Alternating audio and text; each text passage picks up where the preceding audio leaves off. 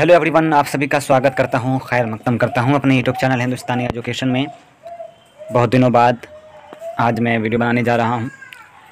देखिए, ये पेपर 5 है नस्र, यानी बीए पार्ट 3 के जितने भी छात्र हैं, उर्दू ऑनर्स लिए हुए हैं, ललित नारायण मिथिला विश्वविद्यालय आपका यूनिवर्सिटी है, तो उनके लिए यह वीडियो बेहद ही ख़ास है। अगर आपके सिलेबस में इस तरह का सवाल पूछे जाते हैं तो आप भी पढ़ सकते हैं। अगर आप हमारे चैनल पर नए हैं तो चैनल को सब्सक्राइब कर लीजिए और लेटेस्ट अपडेट के लिए बेल आइकन दबाना ना भूलिएगा। पहला सवाल है, रहमत आलम किसकी तसन्नीफ़ है, यानी रहमत आलम को किसने लिखा है? तो इसका जवाब हो जाएगा सैयद सुलेमान नदवी। अगला सवाल है, खिलाफत राशिदा किसकी तसन्नीफ़ है? जवाब हो जाएगा रियासत अली। अगला सवाल है, आज का उर्दू अदब की तसन्नीफ़ हैं अबुल लैथ सिद्दीकी। ठीक है, यानी बे जो है इसका करेक्ट आंसर हो जाएगा। अगला सवाल है, बिहार में तख्लीक़ नस्र किसकी तसन्नीफ़ है? तो जवाब हो जाएगा क़य्यूम नैयर। अगला सवाल है, तारीख़ अदब उर्दू किसकी तसन्नीफ़ है? तो जवाब हो जाएगा नूरुल हसन। अगला सवाल है, हज़रत मोहम्मद सल्लल्लाहु अलैहि वसल्लम दुनिया में कब तशरीफ़ लाएँ? जवाब हो जाएगा 570 ईस्वी। अगला सवाल है, मोहम्मद सल्लल्लाहु अलैहि वसल्लम की वालिदा का क्या नाम था? जवाब हो जाएगा बीबी आमना। अगला सवाल है, मोहम्मद सल्लल्लाहु अलैहि वसल्लम के वालिद का क्या नाम था? जवाब हो जाएगा अब्दुल्लाह। अगला सवाल है, मोहम्मद सल्लल्लाहु अलैहि वसल्लम को पालने वाली खातून का क्या नाम था? जवाब हो जाएगा बीबी हलीमा। अगला सवाल है, मोहम्मद सल्लल्लाहु अलैहि वसल्लम के दादा का नाम क्या था? तो जवाब हो जाएगा अब्दुल मुत्तलिब। अगला सवाल है, जब दादा का इंतकाल हुआ उस वक्त हज़रत मोहम्मद सल्लल्लाहु अलैहि वसल्लम की उम्र क्या थी? तो जवाब हो जाएगा 8 बरस। अगला सवाल है, हज़रत मोहम्मद सल्लल्लाहु अलैहि वसल्लम के पैदा होने से पहले किसका इंतकाल हो गया था? तो जवाब हो जाएगा उनके वालिद साहब का, यानी अब्दुल्ला जो उनके वालिद का नाम था। अगला सवाल है, हज़रत मोहम्मद सल्लल्लाहु अलैहि वसल्लम किस शहर में पैदा हुए? जवाब हो जाएगा मक्का में। अगला सवाल है, हज़रत मोहम्मद सल्लल्लाहु अलैहि वसल्लम की वफ़ात कब हुई? जवाब हो जाएगा 632 ईस्वी। अगला सवाल है, विसाल के वक्त हज़रत मोहम्मद सल्लल्लाहु अलैहि वसल्लम की उम्र क्या थी? जवाब हो जाएगा 63 साल। अगला सवाल है, बैतुल मुक़द्दस के बजाय खाना काबा की तरफ रुख कर के नमाज़ पढ़ने का हुक्म कब हुआ? जवाब हो जाएगा 2 हिजरी। अगला सवाल है, हज़रत मोहम्मद सल्लल्लाहु अलैहि वसल्लम ने मक्का से मदीना की तरफ हिजरत कब की? जवाब हो जाएगा 622 ईस्वी। अगला सवाल है, ग़ज़वा बद्र कब हुई? तो जवाब हो जाएगा 2 हिजरी में। अगला सवाल है, ग़ज़वा बद्र में कितने मुसलमानों ने जंग लड़ी? तो जवाब हो जाएगा 313। अगला सवाल है, ग़ज़वा तबुक का वाक़या कब पेश आया? जवाब हो जाएगा 10 हिजरी में। अगला सवाल है, फ़तेह मक्का का वाक़या कब हुआ? तो जवाब हो जाएगा 8 हिजरी। अगला सवाल है, हज्जतुल विदा किस साल हुआ? तो जवाब हो जाएगा 10 हिजरी। अगला सवाल है, खालिद बिन वलीद को किसने माज़ूल किया? तो जवाब हो जाएगा हज़रत उमर रज़ियल्लाहु ताला अन्हा। अगला सवाल है, इस्लाम में कुल कितने खलीफा हुए? तो जवाब हो जाएगा 4। अगला सवाल है, पहले खलीफा का क्या नाम है? तो जवाब हो जाएगा हज़रत अबू बकर रज़ियल्लाहु ताला अन्हा। अगला सवाल है, दूसरे खलीफा कौन हैं हुए? तो जवाब हो जाएगा हज़रत उमर रज़ियल्लाहु ताला अन्हा। अगला सवाल है, तीसरे खलीफा कौन हुए? तो जवाब हो जाएगा हज़रत उस्मान रज़ियल्लाहु ताला अन्हा।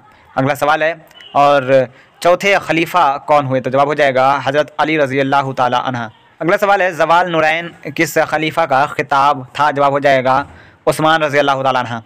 अगला सवाल है, हज़रत अबू बकर रज़ियल्लाहु ताला अन्हु कब पैदा हुए थे? तो जवाब हो जाएगा अलीफ, यानी 573 ईस्वी। अगला सवाल है, हज़रत अबू बकर रज़ियल्लाहु ताला अन्हु की वफ़ात कब हुई? तो जवाब हो जाएगा 636 ईस्वी। अगला सवाल है, हज़रत अबू बकर रज़ियल्लाहु ताला अन्हु ने कितनी उम्र पाई थी? तो जवाब हो जाएगा 60 साल। अगला सवाल है, हज़रत अबू बकर रज़ियल्लाहु ताला अन्हु का मज़ार कहाँ है? तो जवाब हो जाएगा मदीना में। अगला सवाल है, हज़रत आयशा रज़ियल्लाहु ताला अन्हु के वालिद का क्या नाम था? जवाब हो जाएगा अबू बकर रज़ियल्लाहु ताला अन्हु। अगला सवाल है, हज़रत अबू बकर रज़ियल्लाहु ताला अन्हु ने कुल कितने महीनों तक खलीफा का ओहदा संभाला था? तो जवाब हो जाएगा 27 महीने तक। अगला सवाल है, सिद्दीक़ किसका लक़ब था? तो जवाब हो जाएगा अबू बकर सिद्दीक़ रज़ियल्लाहु ताला अन्हु। अगला सवाल है, हज़रत उमर रज़ियल्लाहु ताला अन्हु का इंतकाल हुआ? तो जवाब हो जाएगा 644 ईस्वी। अगला सवाल है, हज़रत उमर रज़ियल्लाहु ताला अन्हु कब पैदा हुए? तो जवाब हो जाएगा 584 ईस्वी। अगला सवाल है, हज़रत उस्मान रज़ियल्लाहु ताला अन्हु कब पैदा हुए? जवाब हो जाएगा 579 ईस्वी। अगला सवाल है, हज़रत उस्मान रज़ियल्लाहु ताला अन्हु की वफ़ात कब हुई? तो जवाब हो जाएगा 656 ईस्वी। अगला सवाल है, हज़रत अली रज़ियल्लाहु ताला अन्हु कब पैदा हुए? तो इसका जवाब हो जाएगा 601 ईस्वी। अगला सवाल है हज़रत अली रज़ी अल्लाह ताला अन्हा का इंतकाल कब हुआ? तो जवाब होगा 661 ईस्वी। अगला सवाल है हज़रत उस्मान रज़ी अल्लाह ताला अन्हा ने कितने साल खिलाफत की? तो जवाब हो जाएगा 12 साल। अगला सवाल है जुमा के दिन खुतबा की आज़ान देने का एहतमाम किस खलीफा ने किया? तो जवाब हो जाएगा हज़रत उस्मान रज़ी अल्लाह ताला अन्हा। अगला सवाल है हज़रत अली रज़ी अल्लाह ताला अन्हा के वालिद का क्या नाम था? जवाब हो जाएगा अबू तालिब। अगला सवाल है हज़रत उमर रज़ी अल्लाह ताला अन्हा ने कितने साल खिलाफत की? तो जवाब हो जाएगा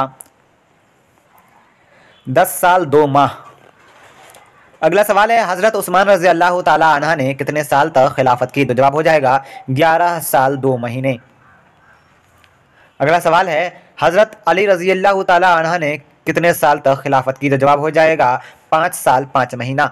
अगला सवाल है दारुल खिलाफा मदीना को किस खलीफा ने कूफा मुंतकिल किया? तो जवाब हो जाएगा हज़रत अली रज़ी अल्लाह ताला अन्हा।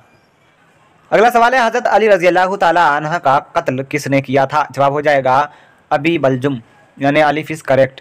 अगला सवाल है हज़रत मुआविया को किस खलीफा ने माज़ूल किया था? जवाब होगा हज़रत अली रज़ी अल्लाह ताला अन्हा। अगला सवाल है जंग जमील किस खलीफा के अहद में हुई थी? जवाब हो जाएगा हज़रत अली रज़ी अल्लाह ताला अन्हा।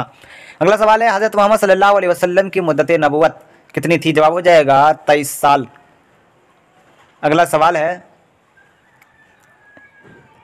इस्लाम के पहले खलीफा के नाम का ऐलान किसने किया था? तो जवाब हो जाएगा हज़रत उमर रज़ी अल्लाह ताला अन्हा।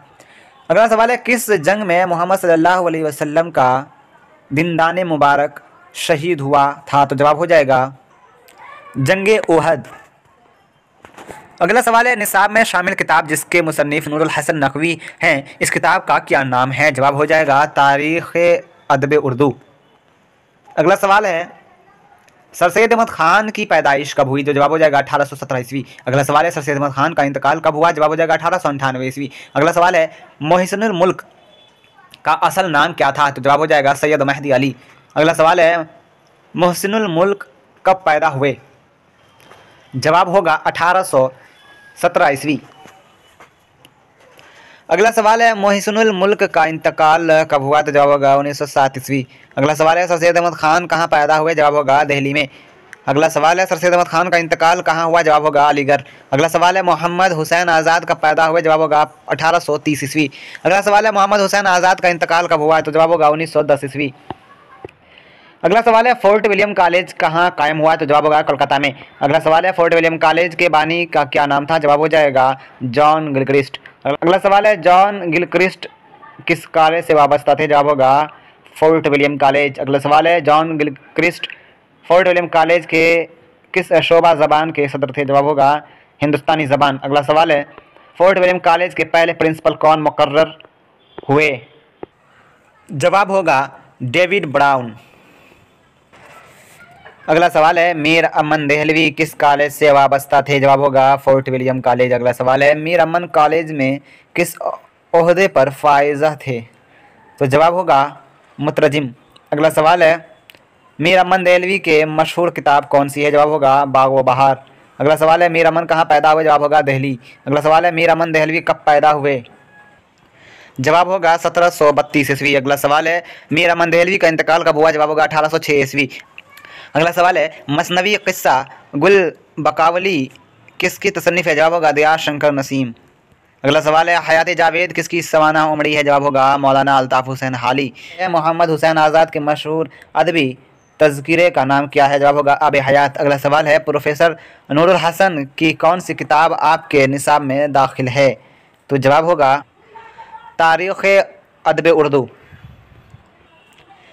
अगला सवाल है तारीख़ अदब उर्दू के मुरत्तब कौन है? जवाब होगा नूरुल हसन नकवी। अगला सवाल है मीर अमन देहलवी कहाँ पैदा हुए? जवाब होगा दिल्ली। अगला सवाल मंदरजा झेल में से कौन मीर अमन देहलवी के साथ काम नहीं करते थे? जवाब हो जाएगा सौदा। अगला सवाल है दर्जा झेल में से कौन सर सैयद अहमद ख़ान के रफ़्क़ा में नहीं थे? जवाब होगा प्रोफेसर मासूद हसन ख़ान। अगला सवाल है सर सैयद अहमद ख़ान कहाँ मदफून हैं? जवाब होगा अलीगढ़। अगला सवाल है मंदरजा झेल में कौन सी तसन्नीफ़ सर सैयद अहमद ख़ान की है? जवाब होगा असारुस सनादीद, जो कि इस वीडियो का आखिरी सवाल था। तो इस वीडियो में बस इतना ही। देखते रहिए हिंदुस्तानी एजुकेशन। मिलते हैं अगले वीडियो में। गुड बाय, टेक केयर, अल्लाह हाफिज़।